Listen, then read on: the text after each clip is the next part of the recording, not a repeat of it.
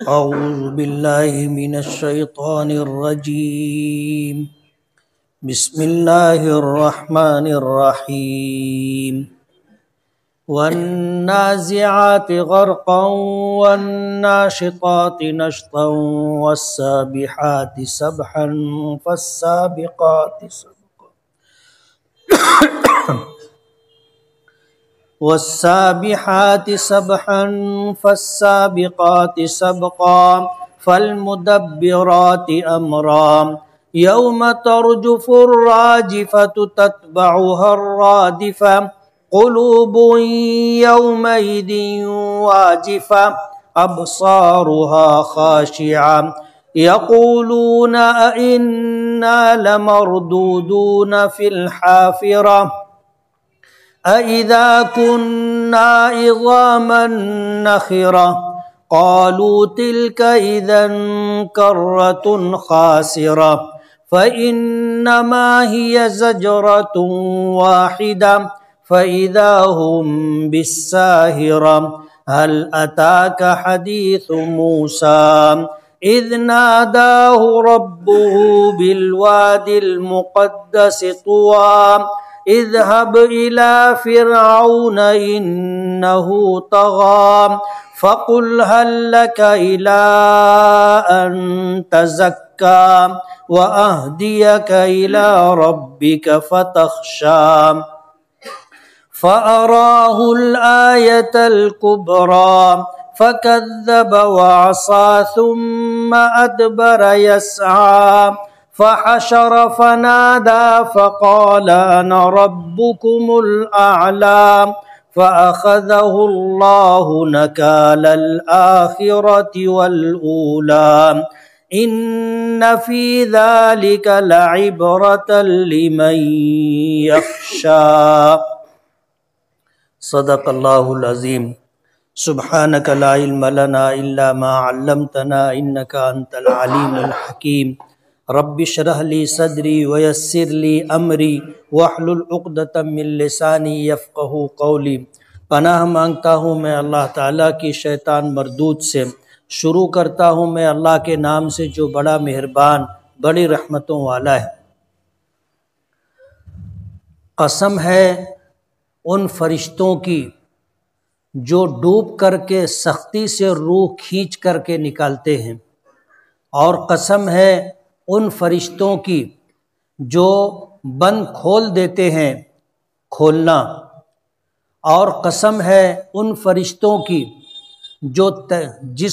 جسم انسانی میں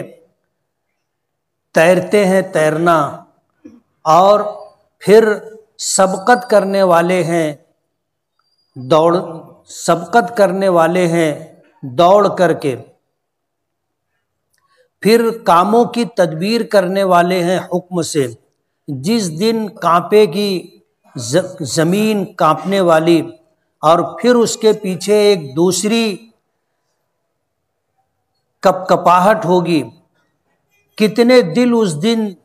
دھڑک رہے ہوں گے اور ان کی نگاہیں جھکی ہوئی ہوں گی. کہیں گے وہ لوگ کہ کیا ہم پھر لوٹائے جائیں گے اسی پچھلی حالت کی طرف؟ کیا جب ہم بوسیدہ ہڈیاں ہو چکے ہوں گے؟ بولیں گے کہ یہ تو پھر بہت بڑے نقصان اور ٹوٹے کی طرف لوٹنا ہے. پس بے شک یہ ایک ڈانٹ ہے، خوفناک ڈانٹ. پھر سب کے سب لوگ ایک میدان میں جمع ہو جائیں گے. کیا تیرے پاس موسیٰ علیہ السلام کی بات پہنچی جب ان کے پروردگار نے ان کو پاک وادی طویٰ میں پکارا کہ جا تو فرعون کی طرف، اس نے سرکشی کی ہے، پھر کہہ تو کہ کیا تیرے لیے چاہت ہے کہ تو اپنے آپ کو سنوار لے اور میں تیری رہنمائی کروں تیرے پروردگار کی طرف، پھر تو ڈر جائے. پھر دکھائی اس کو بڑی نشانی پھر اس نے جھٹلایا اور نافرمانی کی، پھر وہ پیٹھ پھیر کر کے دوڑا، پھر اس کو جمع کیا، پھر پکارا، پھر کہا کہ میں تمہارا بلند تر پروردگار ہوں۔ پس اللہ تعالیٰ نے اسے پکڑ لیا آخرت اور دنیا کے عذاب میں۔ بے شک اس میں البتہ عبرت ہے ان لوگوں کے لیے جو ڈرے۔ یہ سورہ نازعات کا پہلا رکوع ہے جس کی تلاوت کی اور جس کا ترجمہ کیا۔ نام ہے سورہ نازعات، نزول کے اعتبار سے مکی ہے، یعنی نبی کریم صلی اللہ علیہ وسلم کے مدینہ ہجرت کرنے سے پہلے یہ آیت نازل ہوئی۔ اس میں 46 آیتیں ہیں اور 2 رکوع ہیں۔ پہلے رکوع کی تلاوت کی اور ترجمہ کیا۔ اللہ پاک نے پہلی 4 آیتوں کے اندر قسم کھائی۔ مفسرین نے اس کے ترجمے میں اور اس کی مراد میں کئی قول اختیار کیے، لیکن راجح قول اور مفسرین کا اس پر اتفاق بھی ہے کہ اللہ تعالیٰ نے فرشتوں کی قسم کھائی ہے ان 4 آیت کے اندر۔ روح قبض کرنے والے فرشتے روح قبض کرتے ہیں تو نیک لوگوں کی روح آسانی اور سہولت سے نکالتے ہیں، اور جو مشرک و کافر ہوتے ہیں، اللہ کے نافرمان ہوتے ہیں، ان کی روح سختی کے ساتھ نکالی جاتی۔ پہلی آیت میں والنازعات، نزعن کے معنی آتے ہیں کسی چیز کو سختی سے کھینچنا۔ حدیث پاک میں آتا ہے کہ جو مشرک و کافر ہوتے ہیں ان کی روح اس طرح نکالی جاتی ہے، مثال دی کہ بیری کا درخت ہوتا ہے، پودا ہوتا ہے کانٹے دار، اس کے اوپر ریشم کا کپڑا ڈال دیا جائے تو ظاہر بات ہے بیری کے پودے کا، بیری کے درخت کا جو کانٹا ہوتا ہے وہ ٹیڑھا ہوتا ہے، سیدھا نہیں ہوتا۔ ببول کے درخت کا دیکھا ہوگا کانٹا بالکل سیدھا ہوتا ہے، لیکن بیری کے درخت کے سارے کانٹے ٹیڑھے ہوتے ہیں، اور اگر اس میں کوئی چیز الجھ جائے تو اس کا نکالنا بہت مشکل ہوتا ہے۔ اب ریشم کا کپڑا اگر بیری کے درخت پر ڈال دیا گیا تو چاروں طرف سے وہ پھنس جاتا ہے، الجھ جاتا ہے، اسے پھر ایک طاقت سے پکڑ کر کے کھینچ لیا جائے تو اس کپڑے کی کیا حالت ہوتی ہے۔ اس طرح کسی مشرک اور کافر کی جب روح قبض کی جاتی ہے تو اس کا جسم اندر سے اسی طرح ٹوٹ پھوٹ جاتا ہے، اور اتنی سختی سے اس کی روح نکالی جاتی ہے، اور اس وقت اس کی کیفیت ایسی ہوتی ہے کہ پیاس کی شدت میں اور تکلیف میں مرتا ہے۔ پیاس کی شدت اتنی ہوتی ہے کہ حدیث پاک میں آتا ہے کہ اگر اسے پورا سمندر بھی پلا دیا جائے تو اس کی پیاس نہیں بجھے گی، حالانکہ سمندر کا پانی پینا اس کے لیے ممکن بھی نہیں، اور سمندر کا پانی کسی کی پیاس بجھاتا بھی نہیں، وہ خود اتنا کڑوا اور تلخ ہوتا ہے، کھارا ہوتا ہے کہ اس سے پیاس بجھتی نہیں ہے بلکہ اور پیاس بڑھ جاتی ہے۔ لیکن اگر کسی شخص کو جو مشرک و کافر ہو اور موت کے وقت اس کی جو کیفیت ہوتی ہے پیاس کی شدت کی وجہ سے، مثال دیے کہ سمندر میں جتنا پانی ہوتا ہے اتنا میٹھا پانی بھی اگر اس کو پلا دیں تو اس کی پیاس نہیں بجھے گی، بھوکا مرتا ہے، پیاسا مرتا ہے اور سخت تکلیف میں مرتا ہے۔ وہ تو اللہ تعالیٰ زبان بند کر دیتے، اگر مرنے والے کی زبان بند نہ کی جائے، باندھی نہ جائے تو وہ اتنا چلائے گا کہ لوگ اس کے قریب جاتے ہوئے خوف کھائیں گے۔ اللہ زبان بند کر دیتا ہے، یہی وجہ ہے کہ لوگ چپکے سے مر جاتے، چپکے سے مر جاتے، زبان باندھ دی جاتی، ورنہ تکلیف اتنی ہوتی ہے کہ اگر زبان کو یارہ ہو اور اللہ اس کی زبان باندھے نہ تو وہ اتنا چلائے گا کہ سننا مشکل ہو جائے گا۔ تو پہلی آیت میں اللہ نے ان فرشتوں کی قسم کھائی ہے جو جسم انسانی میں ڈوب کر کے، گھس کر کے مشرک اور کافر کی روح شدت اور سختی کے ساتھ نکالتے ہیں۔ نازعات وہ فرشتے جو سختی کے ساتھ روح کو جسم انسانی سے کھینچ کر کے نکالتے، غرقہ جسم انسانی میں ڈوب کر کے اندر گھس کر کے اس کی روح نکالتے ہیں۔ والناشطات نشطا، اور ان فرشتوں کی قسم جو بند کھول دیتے ہیں، کھولنا، اللہ کے نیک بندوں کی روح اس طرح نکلتی ہے، حدیث پاک میں آتا ہے جیسے گندھا ہوا آٹا ہو اور اس میں بال نظر آ جائے، تو اس بال کو جب آپ پکڑ کر کے کھینچو گے تو بہت آسانی اور سہولت کے ساتھ باہر آ جاتا ہے۔ تو ایمان والے اور اللہ کے نیک بندوں کی روح اتنی آسانی سے نکلتی ہے، لیکن اتنی آسانی سے نکلنے کے بعد بھی روح کا جسم سے جدا ہونا تکلیف دہ مرحلہ ہے، تکلیف دہ مرحلہ ہے۔ نبی کریم صلی اللہ علیہ وسلم سے زیادہ اللہ کا محبوب، آپ سے زیادہ اللہ سے ڈرنے والا اور آپ سے زیادہ نیک کون ہو سکتا ہے؟ لیکن جس وقت آپ کا آخری وقت تھا، آپ کی زبان مبارک پر دعائیہ الفاظ تھے، اللہم اعنی علی سکرات الموت، اے اللہ موت کی سختی پر میری مدد فرما۔ حضور کی دعا ہے۔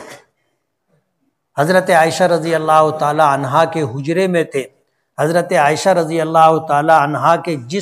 جسم کا ٹیک لگا کر کے حضور تھے، بیٹھے ہوئے تھے، اس حالت میں روح قبض ہوئی تھی۔ تفصیلی واقعہ میں اس میں نہیں جاؤں گا۔ حضرت عائشہ رضی اللہ تعالی عنہا حضور کی اس وقت سکرات کی کیفیت دیکھ کر کے کہتی ہے کہ میں پہلے ایسا سمجھتی تھی کہ جو گنہگار لوگ ہوتے ہیں ان کی روح جب نکلتی ہے تو انہیں بہت تکلیف ہوتی ہے، گنہگار لوگوں کی، لیکن میں نے اپنے آقا کو دیکھا تو مجھے اپنا خیال بدلنا پڑا، سوچ بدلنی پڑی۔ حضور پاک صلی اللہ علیہ وسلم نے پیالہ پانی کا بھرا ہوا منگوا کے رکھا تھا اور اپنا دست مبارک پانی میں بھگوتے تھے اور نکال کر کے اپنے چہرے پر تر ہاتھ پھیرتے تھے اور دعا کرتے تھے، اللہم اعنی علی سکرات الموت، اے اللہ موت کی سختی پر میری مدد فرما۔ تو روح نکلنے کا مرحلہ ہی تکلیف دہ ہے، چہ جائے کہ فرشتے سختی اور شدت کے ساتھ روح قبض کرے۔ حضور نے تو مثال جو دی اس سے آپ اندازہ کر سکتے ہیں کہ اللہ کے نافرمان مشرک و کافر بندوں کی روح کس طرح نکالی جاتی ہے، کہ بیری کے پودے کے اوپر ریشم کا کپڑا ڈال کر کے جو چاروں طرف سے کانٹوں میں پھنس جائے اور پھر اس کو ایک طرف سے پکڑ کر کے پوری طاقت کے ساتھ کھینچ کر کے اس کپڑے کو اس پودے سے، بیری کے پودے سے الگ کر دیا جائے تو کپڑے کی کیا حالت ہوگی، چاروں طرف سے پھٹ جائے گا، نچ جائے گا۔ اس طرح مشرک و کافر کی روح نکلتی ہے کہ اس کے جسم کا ایک ایک عضو، اس کی رگ رگ میں تکلیف ہوتی ہے۔ اور ایمان والوں کی روح اتنی آسانی سے نکالی جاتی ہے، مثال دی جیسے گندھے ہوئے آٹے سے بال نکلتا ہے، لیکن تکلیف تو ہوتی ہے۔ نشتن کے معنی آتے ہیں بند کو کھول دینا، جیسے مشک ہوتی ہے پانی سے بھری ہوئی، اس کا منہ کھول دو تو کتنی تیزی کے ساتھ پانی نکلتا ہے۔ اسی طرح جب ایمان والے کی روح قبض کرنے کا وقت آتا ہے، فرشتہ جو من جانب اللہ مامور ہے، اور عین وقت پر جب روح قبض کرنے کا موقع ہو تو اس موقع پر اس کی روح قبض کرنے کے لیے، روح نکالنے کے لیے جیسے بند کھولا جاتا ہے، ایسے جسم میں روح نکالنے کے لیے راستہ بنا دیا جاتا ہے تو آسانی کے ساتھ روح نکل جاتی۔ والسابحات سبحا، فرشتے روح قبض کرنے کے لیے جسم انسانی میں اندر گھس جاتے ہیں، پانی میں جیسے آدمی تیرتا ہے، کوئی چیز تیرتی ہے، اس طرح جسم انسانی کے ایک ایک رگ کے اندر فرشتے تیرتے۔ فالسابقات سبقا، پھر سبقت کرنے والوں کی، سبقت کرنا، دوڑنا، دوڑ کر کے آگے بڑھنا۔ اللہ کے حکم کی تعمیل میں فرشتے دوڑتے ہیں۔ لا یعصون اللہ ما امرہم ویفعلون ما یؤمرون، فرشتوں کی صفت ذکر کی گئی، تمام فرشتوں کی، کہ اللہ کی نافرمانی نہیں کرتے، بال برابر بھی اللہ کی نافرمانی نہیں کرتے۔ جن باتوں کا انہیں حکم دیا جاتا ہے اس میں اللہ کی نافرمانی نہیں کرتے۔ وَيَفْعَلُونَ مَا يُؤْمَرُونَ، اور جو حکم دیا جاتا ہے اس کو کرتے ہیں، اس کی تعمیل ہوتی ہے۔ تو فرشتے آگے بڑھتے ہیں، ان فرشتوں کی قسم جو آگے بڑھتے ہیں دوڑ کر کے۔ یہ 4 قسمیں کھائی ہیں۔ اللہ مفسرین کہتے ہیں کہ یہ چاروں فرشتوں کی صفات ہیں، اور فرشتوں کی اللہ نے قسمیں کھائی۔ اور پیچھے میں نے یہ بات بتائی تھی کہ اللہ خالق ہے، مالک ہے، اپنی مخلوق میں سے جن چیزوں کی قسم کھانا چاہے کھا سکتا ہے، لیکن ہم اللہ کے مخلوق ہیں، اللہ ہمارا خالق اور مالک ہے، ہم قسم کھائیں گے تو صرف اللہ کی، صرف اللہ کی قسم۔ فالمدبرات امرا، پھر تدبیر کرنے والے حکم سے، فرشتے اللہ کے حکم کی تعمیل میں تدبیر کرتے ہیں۔ مدبر تو اصل میں اللہ ہے، تدبیر کرنے والا اللہ ہے، لیکن فرشتے جو اللہ کے حکم کی تعمیل کرتے ہیں اور جو بھی تدبیر کرتے ہوں گے، جو بھی راستہ اختیار کرتے ہوں گے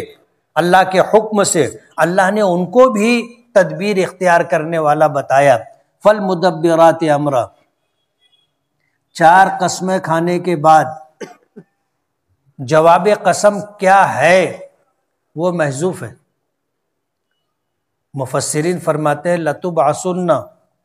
یوم القیامت ثم لَتُنَبَّؤُنَّ بِمَا عَمِلْتُم، یہ جواب قسم ہے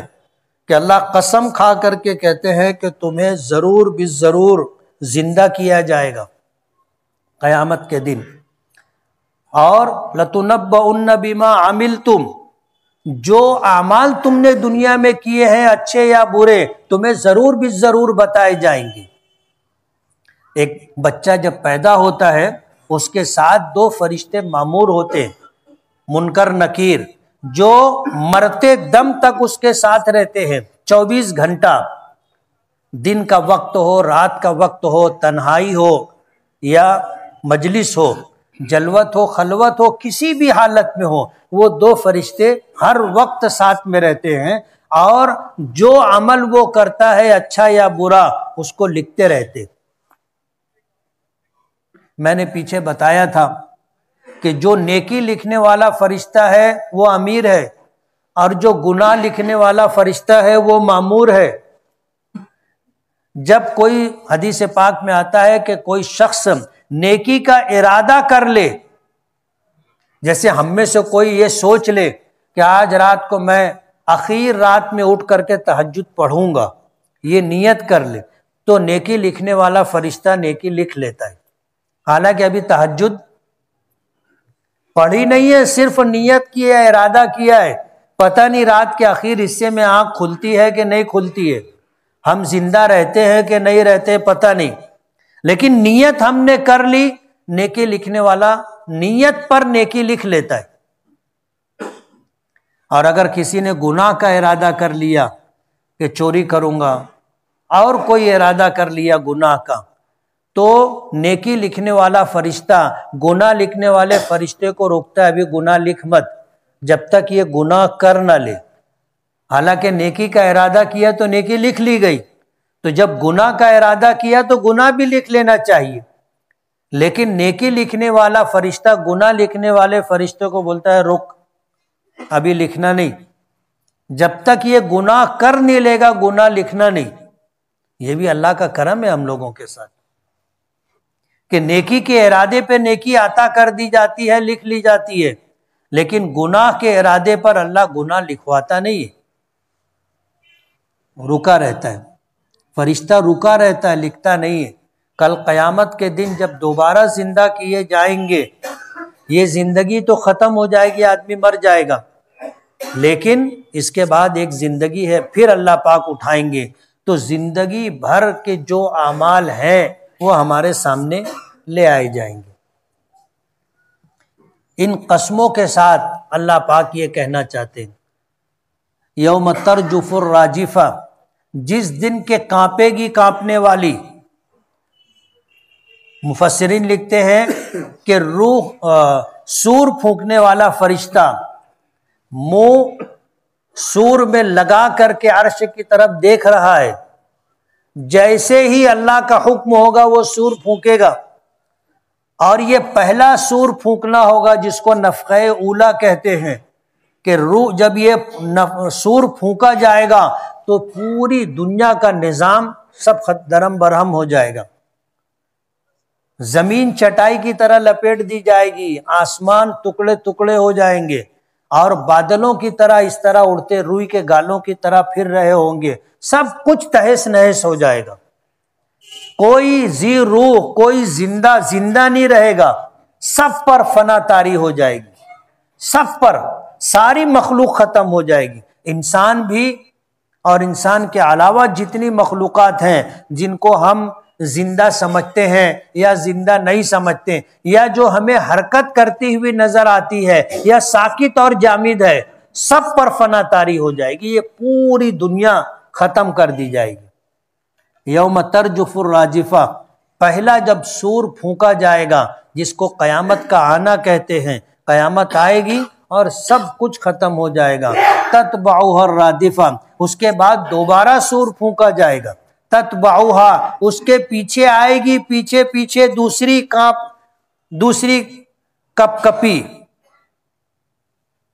اور اس کے درمیان حدیث پاک میں آتا ہے 40 سال کا عرصہ ہوگا۔ پہلا سور پھونکا جائے گا، پوری دنیا تمام ذی روح سب پر فنا طاری ہو جائے گی، اس کو نفخہ فنا بھی کہتے، نفخہ اولا بھی کہتے، پہلی مرتبہ سور پھونکنا، اس کے 40 سال کے بعد پھر دوبارہ سور پھونکا جائے گا، جب دوبارہ سور پھونکا جائے گا ساری مخلوق پھر زندہ ہو جائے گی۔ کیسے زندہ ہوگی ہم تفصیل نہیں بتا سکتے، ہمیں بھی نہیں معلوم، لیکن قرآنی آیات میں اللہ پاک نے فرمایا، ہمارے نبی نے اس کی وضاحت فرمائی کہ ساری مخلوقات زندہ ہو جائے گی۔ قلوب یومئذ واجفہ، یہ سب کے سب ایک میدان میں جمع ہو جائیں گے، ایک میدان میں ساری مخلوقات، انسان اشرف المخلوقات ہے، انسان اور جنات مکلف مخلوق ہے، اس کے علاوہ جتنی مخلوقات ہے ان کا حساب و کتاب کر کے ان کو مٹی کر دیا جائے گا، بچیں گے انسان اور جنات و شیاطین، یہ مکلف مخلوق ہے۔ اللہ پاک ایک میدان میں جب یہ سب جمع ہو جائیں گے تو پھر ان کا حساب و کتاب ہوگا۔ اس دن کتنے دل ہوں گے جو دھڑک رہے ہوں گے خوف اور دہشت کی وجہ سے، جو نیک متقی پرہیزگار ہوں گے وہ بھی، اور وہ بھی جو قیامت کا انکار کرتے تھے اور اس بات کو مانتے ہی نہیں تھے کہ دوبارہ زندہ کیے جائیں گے، اب جب ان کو دوبارہ زندہ کر کے اٹھا دیا جائے گا، اب ظاہر بات ہے کہ جس چیز کا وہ انکار کرتے تھے، جس کو مانتے ہی نہیں تھے، وہ صورتحال ان کے سامنے ہوگی، وہ خود زندہ کر دیے جائیں گے۔ اس دن کتنے دل ہوں گے دھڑک رہے ہوں گے۔ انبیاء کرام علیہم الصلاۃ والسلام کے متعلق آتا ہے کہ وہ بھی نفسی نفسی میں مبتلا ہوں گے، ہر ایک کو اپنی فکر ہوگی، ہر ایک کو اپنی فکر ہوگی۔ اللہ پاک حساب و کتاب شروع نہیں کریں گے، سخت غضبناک ہوں گے، لوگ حضرت آدم کے پاس جائیں گے اور کہیں گے کہ آپ تمام انسانوں کے باپ ہیں اور اللہ نے آپ کو نبی بنایا تھا، سب سے پہلے نبی اور رسول آپ ہیں، آپ اللہ کی بارگاہ میں سفارش کریں۔ تو خوف الہی کی وجہ سے حضرت آدم علیہ الصلاۃ والسلام انکار کر دیں گے کہ میری ہمت نہیں۔ آج اللہ تعالیٰ اتنے غضبناک ہے، نہ پیچھے کبھی اتنے غضبناک تھے، نہ آج کے بعد کبھی اتنے غضبناک ہوں گے۔ میں اللہ کے سامنے جا کر کے سفارش کرنے کی اپنے اندر ہمت نہیں رکھتا، مجھے ڈر ہے کہ کہیں میرا مواخذہ نہ ہو جائے، کہ اللہ نے روح پھونکی، اپنے دست قدرت سے بنایا، فرشتوں سے سجدہ کروایا، جنت میں رکھا اور حکم دیا تھا کہ اس درخت کے قریب مت جانا، ہم سے کوتاہی ہوئی، کہیں ایسا نہ ہو کہ میری پکڑ ہو جائے کہ میں نے تم کو اس درخت کے قریب جانے سے منع کیا تھا، کیوں گئے تھے؟ تو کوئی جواب نہیں بن پڑے گا۔ یہی حال تمام انبیاء کرام علیہم الصلاۃ والسلام کا ہوگا کہ سب کو اپنے بارے میں کوئی نہ کوئی ایسا عمل ہوگا جس کی وجہ سے اللہ کی بارگاہ میں پیشی کی ہمت اور جرأت نہیں ہوگی۔ سارے انسان آخر میں جناب رسول اللہ صلی اللہ علیہ وسلم کے پاس آئیں گے اور کہیں گے کہ آپ اللہ سے سفارش کیجیے، حساب و کتاب شروع۔ حضور فرمائیں گے ہاں ہاں میں ہی سفارش کروں گا۔ حدیث پاک میں آتا ہے کہ عرش کے نیچے جا کر سجدہ ریز ہوں گے، اور اتنا لمبا طویل سجدہ کہ ساری دنیا کے سجدے اس سجدے کی برابری نہیں کر سکیں گے۔ اللہ جانتا ہے کتنا طویل سجدہ ہوگا، اور حضور فرماتے ہیں کہ اللہ تعالیٰ مجھ پر حمد کے ایسے کلمات القا کرے گا جن کلمات کو آج میں نہیں جانتا، پھر ان کلمات کے ذریعے میں اللہ تعالیٰ کی حمد اور تعریف کرتا رہوں گا۔ پھر ایک وقت آئے گا اللہ پاک حکم دیں گے، فرمائیں گے ارفع راسک، کہ اپنا سر اٹھائیے، سل تعطا، مانگیے دیا جائے گا، واشفع تشفع، سفارش کرو شفاعت کرو قبول کی جائے گی۔ جب اللہ پاک کی طرف سے یہ حکم ہوگا اور اجازت ملے گی، تب حضور پاک صلی اللہ علیہ وسلم سفارش کریں گے کہ اللہ حساب و کتاب شروع کرے۔ اس کو شفاعت کبریٰ کہتے ہیں، جس کا فائدہ تمام انسانوں کو، تمام انبیاء کرام کو اس کا فائدہ ہوگا۔ حساب و کتاب شروع ہوگا،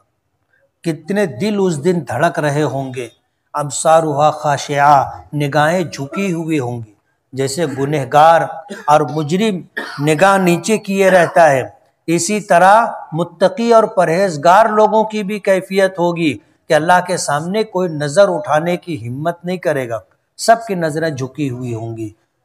اس دن کافر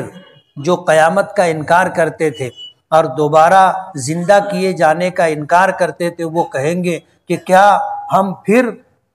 پچھلی حالت کی طرف لوٹائے جائیں گے، یعنی پہلے ہم مرنے سے پہلے جیسے زندہ تھے، کیا ہمیں پھر اسی طرح زندگی دے دی جائے گی؟ اگر جب کہ ہماری ہڈیاں بوسیدہ ہو چکی، ریزہ ریزہ ہو چکی، پھر ہمیں اٹھایا جائے گا اور دوبارہ زندہ کیا جائے گا، تلک اذن کرۃ خاسرہ، یہ تو بہت بری حالت کی طرف لوٹنا ہوگا، نقصان دہ حالت کی طرف لوٹنا ہوگا۔ لوٹنا تو ہے، قیامت کا انکار کرتے تھے تو ان کے انکار کرنے سے قیامت نہیں آئے گی ایسا تو ہے نہیں، وہ دوبارہ زندہ کیے جانے کو مانتے نہیں تھے، عقیدہ نہیں رکھتے تھے، تو ایسا تو نہیں ہے کہ ان کو دوبارہ زندہ نہیں کیا جائے گا، زندہ کیا جائے گا۔ انہی چیزوں کا ماننا تو ایمان ہے، کہ جو چیزیں ناقابل یقین ہو، عقل انسانی جس کو نہیں مانتی، نہیں سمجھتی، ہمیں اللہ نے خبر دی، ہمارے محبوب نبی نے ہمیں بتایا، ہم نہیں سمجھ میں آئے تو بھی مانتے، اس کا نام ایمان ہے۔ ہم تو مانتے ہیں کہ قیامت آئے گی، ہم تو مانتے ہیں کہ مرنے کے بعد دوبارہ زندہ ہونا ہے۔ جو لوگ اس کا انکار کرتے تھے وہ لوگ کہیں گے کہ کیا پھر پچھلی زندگی کی طرح ہم زندہ کیے جائیں گے؟ اگر ایسا ہوا تو یہ تو ہمارے لیے بہت نقصان دہ بات ہوگی۔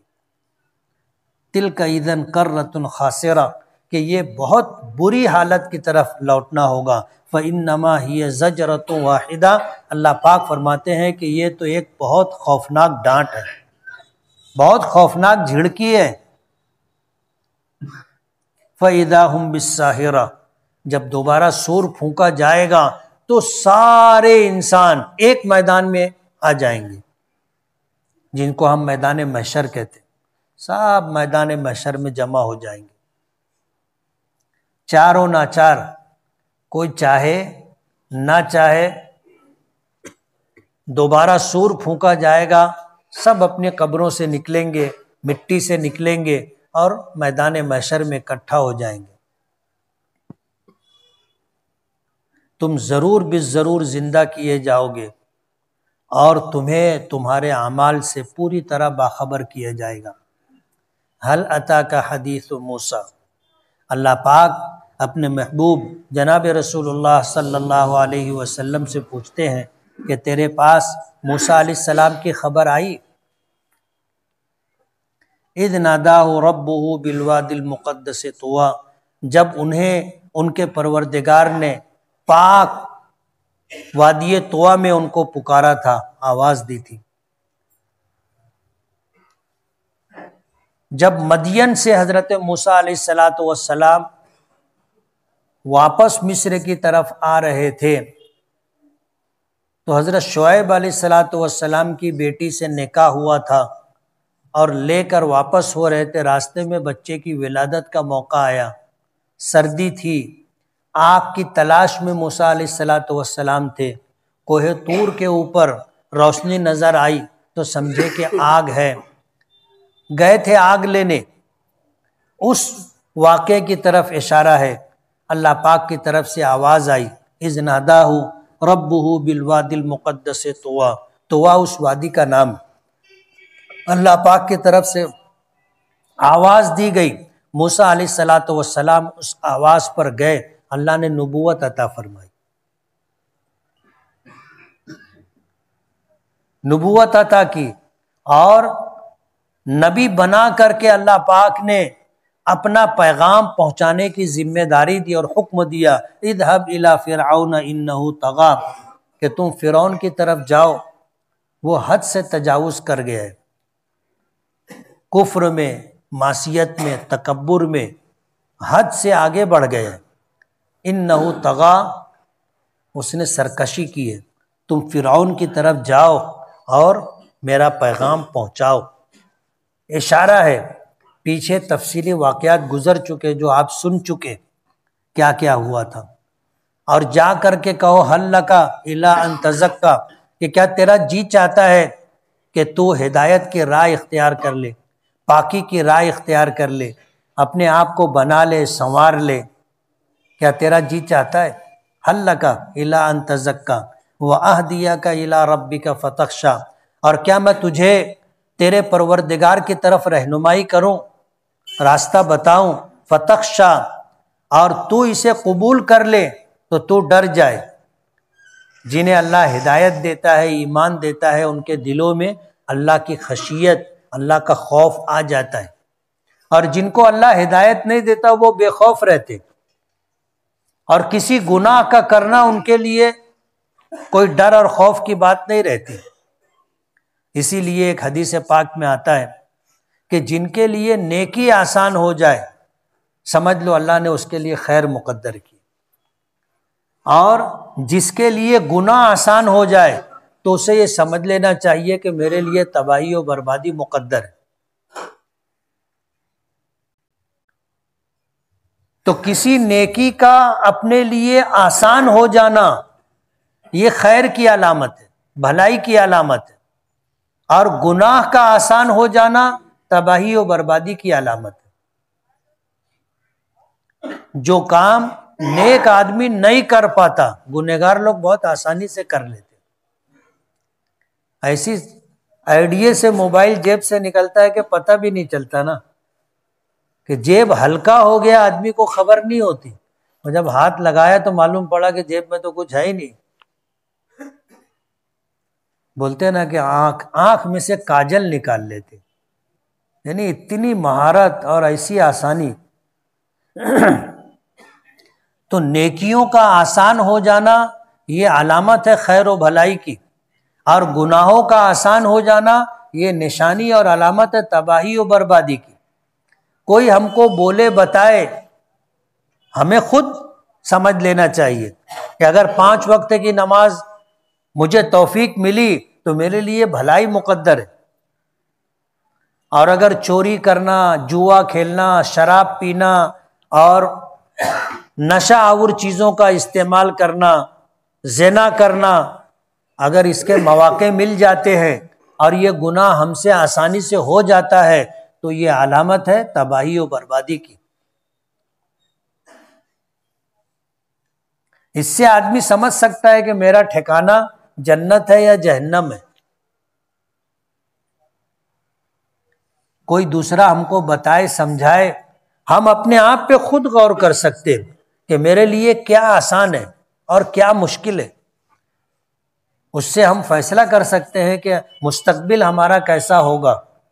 آگے ہمیں خیر و بھلائی ملنی ہے یا تباہی و بربادی کا سامنا کرنا ہے، اللہ کے عذاب، اللہ کے غضب اور اللہ کی ناراضگی مول لینا ہے، کیا ہے آدمی خود سمجھ سکتا ہے۔ کیا میں تیری رہنمائی کروں تیرے پروردگار کی طرف کہ تو ڈر جائے؟ فَأَرَاهُ الْآيَةَ الْكُبْرَى، بس موسیٰ علیہ السلام نے اسے بڑی نشانی بتائی فرعون کو۔ بڑی نشانی کیا؟ پیچھے کئی صورتوں میں یہ واقعات گزر چکے کہ جب حضرت موسیٰ علیہ السلام فرعون کے دربار میں پہنچے تو ظاہر بات ہے وہ تو بادشاہ وقت تھا، اور دنیا کے بادشاہوں میں سب سے زیادہ متمرد اور سرکش تھا۔ یہی وہ شخص تھا جس نے خدائی کا دعویٰ کیا تھا، اور وہ کہتا تھا انا ربکم الاعلی، کہ میں تمہارا بلند ترین پروردگار ہوں، وہ دعویٰ کرتا تھا۔ اللہ پاک کا حکم تھا حضرت موسیٰ علیہ السلام کو کہ جاؤ اور جا کر کے فرعون تک میرا پیغام پہنچاؤ۔ موسیٰ علیہ السلام گئے تو دربار میں ان کے ساتھ جو صورتحال پیش آئی تو وہ بالکل الٹی تھی۔ ماننا تو دور کی بات، اس نے ہر طرح فقط ذبح و عصا، اس نے جھٹلایا، ماننے سے انکار کیا، سرکشی کی راہ اختیار کی، اور تم اللہ کے نبی ہو اس کو ہی ماننے سے انکار کر دیا، اللہ کے نبی ہو معجزات بتاؤ۔ موسیٰ علیہ السلام نے اپنا ہاتھ بغل میں ڈالا اور جب ایسے نکالا تو ہاتھ سورج کی طرح چمک رہا تھا، جیسے ہم سورج دیکھ نہیں سکتے اس طرح کوئی حضرت موسیٰ علیہ السلام کے ہاتھ پر نظر نہیں جما سکتا، اتنا روشن ہاتھ جس کو ید بیضا کہتے۔ معجزہ دکھایا، فرعون نے موسیٰ علیہ السلام کی بات کو جھٹلایا، ماننے سے انکار کیا، اور موسیٰ علیہ السلام کو شکست دینے کے لیے، نیچا دکھانے کے لیے ملک بھر کے جادوگروں کو جمع کیا۔ دن طے ہو گیا، جگہ طے ہو گئی، موسیٰ علیہ السلام گئے تو تمام جادوگروں نے اپنی رسیاں زمین پر ڈالی تو وہ سب سانپ بن گئی اور موسیٰ علیہ السلام کی طرف بڑھنے لگی۔ موسیٰ علیہ السلام کے دل میں بھی اس بات کو دیکھ کر خوف آیا۔ اللہ پاک کا حکم آیا اپنا عصا زمین پر ڈالو۔ موسیٰ علیہ السلام کے ہاتھ میں جو لاٹھی تھی وہ زمین پر ڈالی تو وہ اژدہا بن گئی، اور جتنے سانپ تھے سب کو اس نے نگل لیا۔ اب جادوگروں نے دیکھا تو وہ اپنے اپنے فن کے ماہر تھے، انہوں نے دیکھا، سمجھ گئے کہ یہ جو ہے یہ جادو نہیں، ہم نے جو کیا یہ جادو تھا، لیکن موسیٰ علیہ السلام نے جو کیا یہ جادو نہیں، یہ تو کچھ اور ہے۔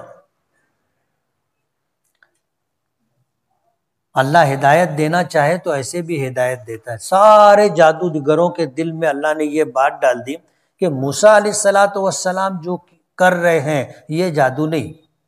ہمارا تو سارا جادو ایک لمحے میں ختم ہو گیا، بچا کچھ نہیں، اور موسیٰ علیہ السلام نے جو کیا وہ جادو نہیں ہے، یہ معجزہ ہے۔ فَأَرَاهُ الْآيَةَ الْكُبْرَى۔ اور بھی مفسرین نے اس میں اقوال ذکر کیا، موسیٰ علیہ السلام کو کئی معجزات دیے گئے تھے، بہت سارے معجزات۔ تو موسیٰ علیہ السلام نے اپنی نبوت و رسالت کی تصدیق کے لیے معجزات دکھائے۔ فَكَذَّبَ وَعَصَىٰ، فرعون نے جھٹلایا، ماننے سے انکار کیا۔ ثُمَّ أَدْبَرَ، پھر منہ موڑا، اعراض کیا، پیٹھ دکھائی۔ یسعیٰ، اور یسعیٰ کے معنی تلاش کرنے لگا یا تیزی سے آگے پیچھے بھاگا یا کوشش کرنے لگا موسیٰ علیہ السلام کو شکست دینے کی۔ اس نے جو کچھ کیا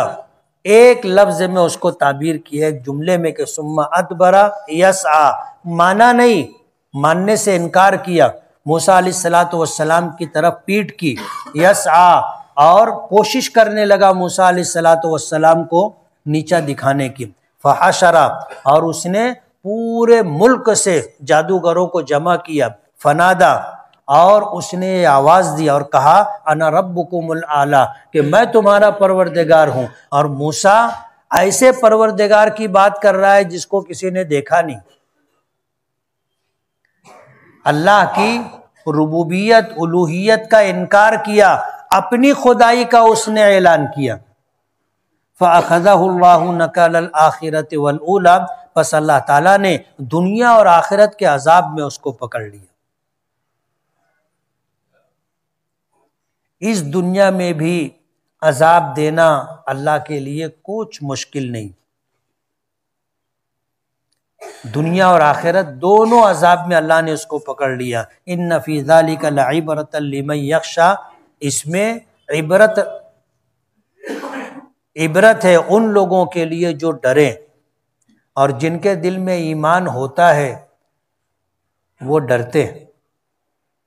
اللہ کے عذاب سے، اللہ کی پکڑ سے، اللہ کی ناراضگی سے، عذاب سے، دنیا اور آخرت میں اللہ کی ناراضگی مول لینے سے ڈرتے۔ فرمایا اس میں موسیٰ علیہ السلام اور فرعون کے ان واقعات کے اندر عبرت ہے ان لوگوں کے لیے جو اللہ سے ڈر کر کے زندگی گزارے۔